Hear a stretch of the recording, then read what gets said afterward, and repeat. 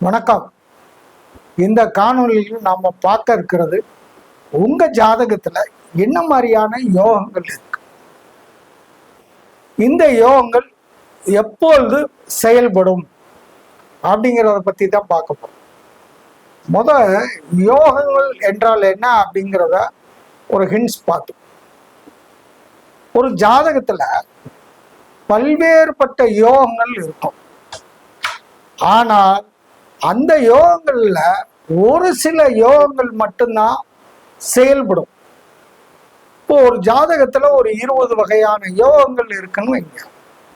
நம்மளுடைய ரிஷி பெருமக்கள் இந்த யோகங்களை ரொம்ப அழகாக தெளிவாக பாவக ரீதியாக, கிரக ரீதியாக, கிரக பார்வை ரீதியாக, கிரகங்களுடைய சேர்க்கை ரீதியாக, கிரகங்கள் நிற்கக்கூடிய நட்சத்திரங்கள் ரீதியாக இந்த யோகங்களை கொடுத்துருக்காங்க.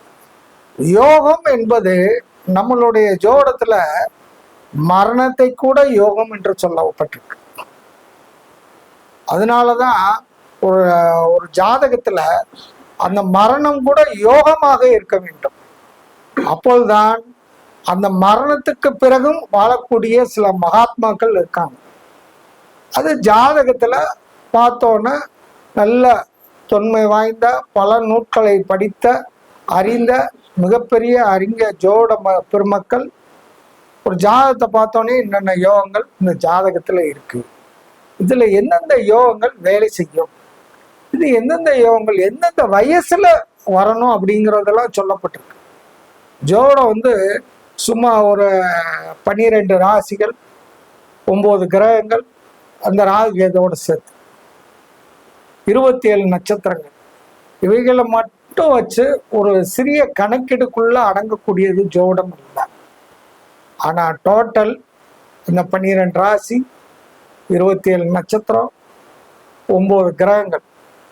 ஆனா இதனுடைய ரொம்ப ஒரு சிக்கலான ஒரு கணித முறையும் இந்த யோகங்களுக்கு கொடுத்துருக்காங்க. ஒரு ஜாதகருக்கு எப்பொழுது யோகம் செய்யும், உங்க ஜாதகத்துல இந்த யோகம் இருக்கா, சூப்பர், எனக்கு இந்த யோகம் ரொம்ப சிறப்பா இருக்கு அப்படின்னு. உதாரணத்துக்கு ஒரு கஜகேசரி யோகம். கஜகேசரி யோகம் என்பது சந்திர கேந்திரங்கள்ல குரு இருந்தால் கஜகேசரி யோகம்.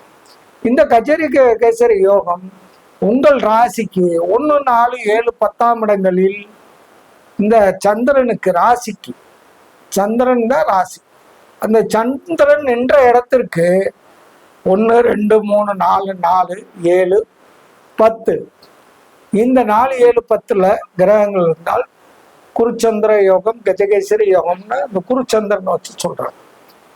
அதே மாதிரி ரொம்ப அதுபோல இப்போ பார்த்தீங்கன்னா புத ஆதித்ய யோகம்னு சொல்லப்படுது. அதை நிபுணத்துவ யோகம்னு அதுக்கு இன்னொரு பேர் உண்டு. இந்த புதாதித்ய யோகம் பெற்ற ஜாதகங்கள் அப்படின்னு பார்த்தீங்கன்னா எப்பவுமே சூரியனை நெருங்கி இருக்கக்கூடிய ஒரு 2 கிரகங்கள், ஒன்று சுக்கிரன், இன்னொன்று புதன். அப்போ சூரியனும் புதனும் இணைந்திருக்கக்கூடிய ஜாதகங்கள்ல பூரா அந்த ஜாதகர்கள் அறிவு ஜீவிகளாக இருப்பார்கள். எதையும் விரைவாக கற்றுக்கொள்ளக்கூடிய ஆற்றல் அந்த புதாதித்ய யோகத்துக்கு இருக்கு. இதே புதாதித்ய யோகம் அந்த சூரியன் ஆட்சி உச்சம் பெற்றாலோ அல்லது அந்த புதன் ஆட்சி உச்சம் பெற்ற நிலையில் இணைவு பெற்றாலோ இந்த புதாதித்ய யோகமானது நிபுணத்துவ யோகமாக அது என்ன ஆகும், உருமாறி மிக சிறப்பான யோகமாக மாறும்.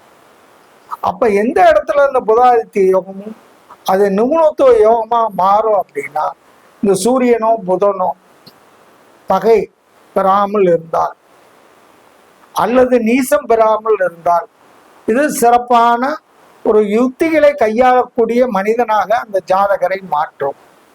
இப்படி நம்மளுடைய ரிஷிகள் 1000க்கும் மேற்பட்ட கிரக இனவுகளை யோகமாக சொல்லியிருக்காங்க.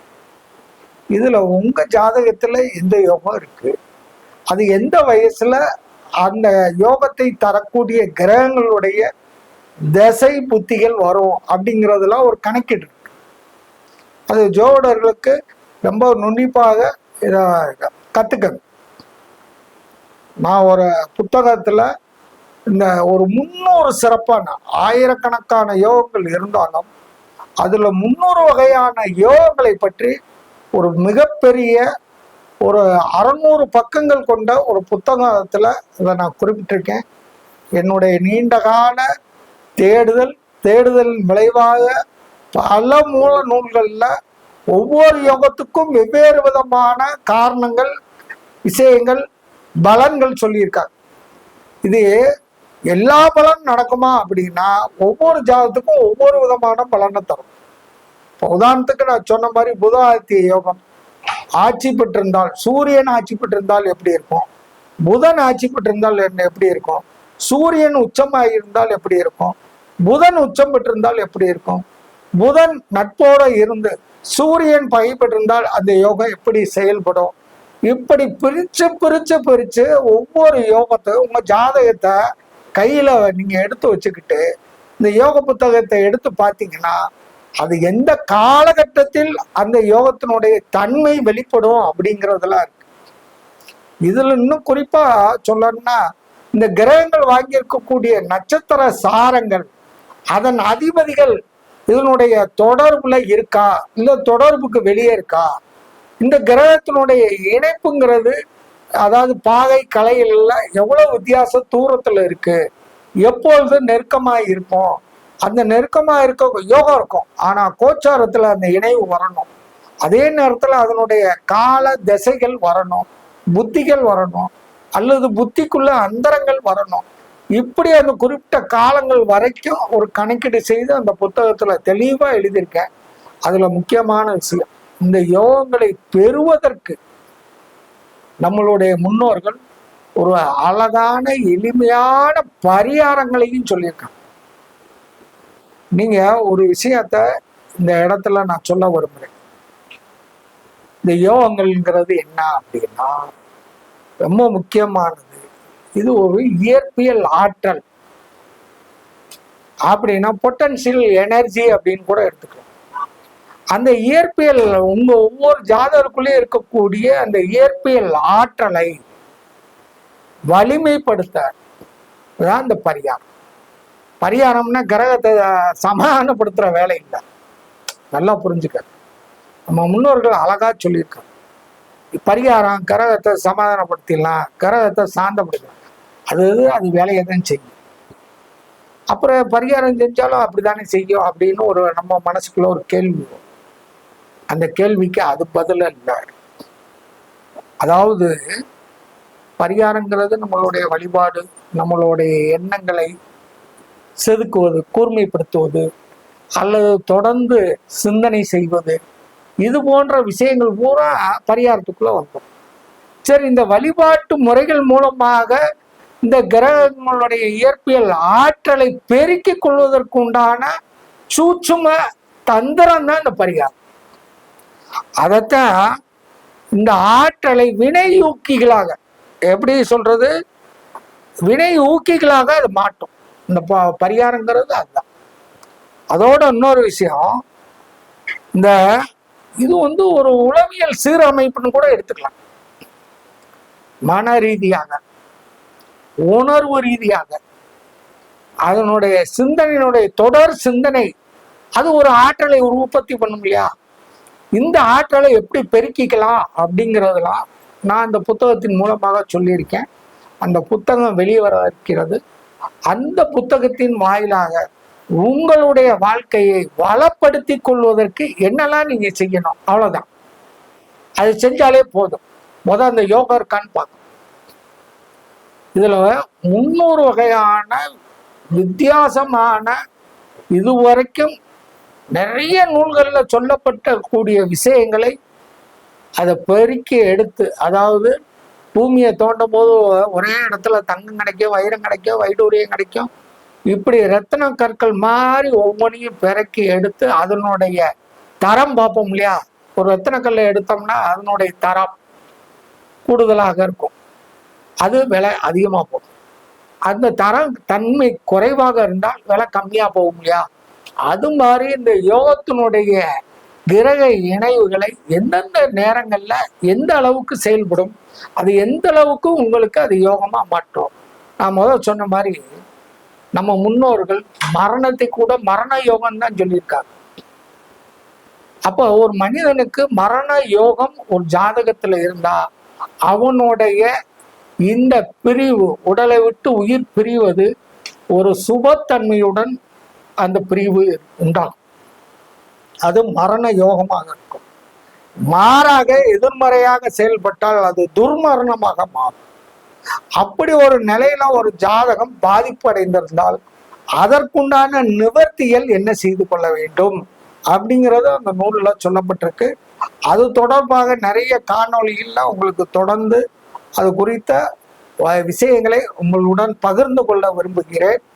அது மட்டுமல்ல, இது ஜோடர்களுக்கு முழுக்க முழுக்க பயன் தரக்கூடிய ஒரு அற்புதமான அது நூலாக முறையாக படிப்படியாக ஒரு ஒரு ஆரம்ப கால ஜோடராக இருந்தாலும் சரி, ஒரு அனுபவ ஜோடராக இருந்தாலும், ஒரு ஆய்வுக்குரிய ஜோடராக தன்னை மாற்றிக்கொள்வதற்கு இந்த நூல் நிச்சயமாக அது உங்களுக்கு பயன் தரக்கூடிய வகையில் இருக்கும். அது மட்டுமல்ல, ஒரு எளிமையான ஜோட ஆர்வமுள்ள ஒரு வாசகராக இருந்தா கூட அவ்வளவு நுட்பமான விஷயங்களை எளிதாக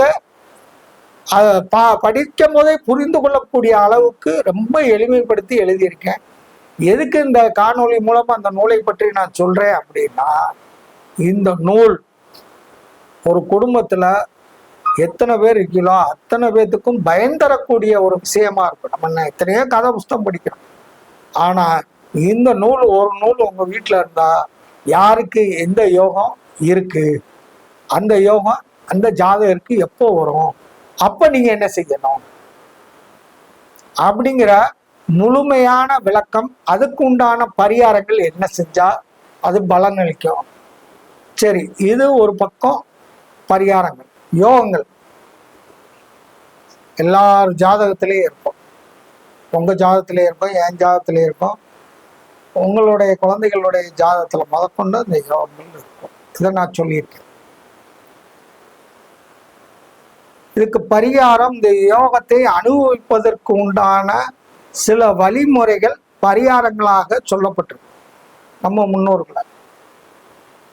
அந்த பரிகாரங்களை இன்றைய காலகட்டத்திற்கு எந்த மாதிரிலாம் செஞ்சுக்கணும் அப்படிங்கிறதும் அந்த புத்தகத்துல சொல்லியிருக்கேன். உதாரணமாக, இந்த பரிகாரங்கள் செய்து கொள்வதன் மூலமாக நமக்கு நாமே சீர்திருத்தி கொள்வது எப்படி? உதாரணத்துக்கு பூ, மலர், இலைகள், மூலிகைகள், ஒரு ரத்தினங்கள், இப்படி பல வழிகள் இருக்கு. எந்தெந்த வழிகள்லாம் நம்மளுக்கு சாதகமாக நம்மளால் முடிந்த அளவுக்கு யோகத்தை பெறுவதற்கு அப்படின்னு கூட எடுத்துக்கலாம். அதுக்கு உண்டான வாசனை திரவியங்கள், அரோமான்னு சொல்றோம் பார்த்தீங்களா, வாசனை திரவியங்கள், இயற்கை மருந்துகள், இயற்கை உணவுகள், இப்படி உணவு வழி வெளி வழி பரிகாரங்களாக எடுத்துக்கிட்டா இந்த யோகத்தை நாம அடைய முடியும். யோகம் இருக்கு சார், யோகம் இருக்கும் போது அதை அடைவதற்கு உண்டான வழிமுறைகளை தான் நான் இந்த புத்தகத்தின் வாயிலாக சொல்ல போறேன். இதனுடைய பேரே அதனாலதான் யோகம் ஒரு களஞ்சியம் அப்படின்னு அந்த புத்தகத்துக்கு பேர். ஒரு எல்லோராலும் விரும்பப்படக்கூடிய, எல்லோராலும் படிக்கக்கூடிய, எல்லோராலும் அறிந்து கொள்ளக்கூடிய அளவுல ரொம்ப எளிமையாக வச்சிருக்கோம். இப்ப இந்த யோகம் ஒரு ஜாதகத்துல இருக்கு, அதை எந்த காலகட்டத்தில் அணிவிக்க முடியும்னா அதுக்குண்டான செயல்களை செஞ்சுட்டோம்னா ஈஸியா அந்த யோகம் நம்மள அடையும். இது ஒரு வழி. அந்த வழிய என்னுடைய குருநாதர்களுடைய வழிகாட்டுதல், என்னுடைய வழிபாட்டு தெய்வங்கள், சித்தர்களுடைய அனுகிரகத்தால் இந்த புத்தகம் பூர்ணமாக எழுதி முடிக்கப்பட்டிருக்கு, பிரிண்டிங்கில் இருக்கு. இந்த யோகத்தை எப்படிலாம் அணிவிக்கலாம் அப்படிங்கிறது ரொம்ப எளிமையாக சொல்லப்பட்டிருக்கு. இந்த புத்தகம் விரைவில் வெளிவரும். அதை பற்றிய கூடுதல் தகவலுடன் மீண்டும் உங்களை சந்திக்கிறேன். நன்றி, வணக்கம்.